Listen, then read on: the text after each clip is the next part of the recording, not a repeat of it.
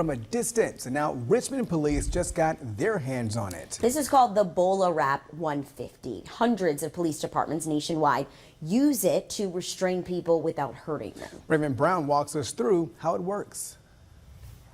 Bolo. At first glance, it's like a tool right off Batman's belt. They're a remote restraint device. So the idea is that you use it early in an encounter to try to avoid or at least lessen the amount of force that you might have to use down the road. Richmond Police showing off the BolaWrap. It wraps around a person like a lasso. Police say it will enable them to arrest suspects without having to use physical force, tasers, or firearms. So it could be somebody who's under arrest.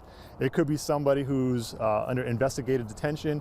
It could be somebody who's you're going to have to take for a mental evaluation. Whatever it is, and you're like, I want to put this person into handcuffs.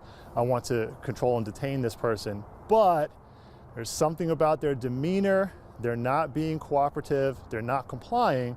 And you feel like, you know, the second I go hands-on with this person, it's going to be a fight. It's a simple process. An officer points the device at the suspect. Lasers will then pop up for the officer to see where it will deploy, and then... Bola. Sergeant Andre Guevara says a Kevlar cord with weighted anchors deploys to wrap around the suspect's body.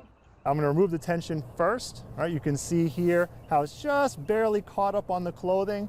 Right there, that's providing that tension in either direction. He says this is a way to limit mobility without causing injury or worse. It's not a use of force in and of itself. It's just a way to try to restrain you, give us the advantage.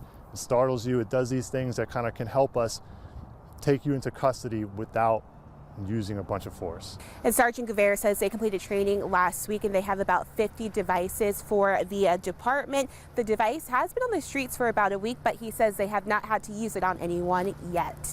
In Richmond, Raven Brown, 12 on your side. In Rico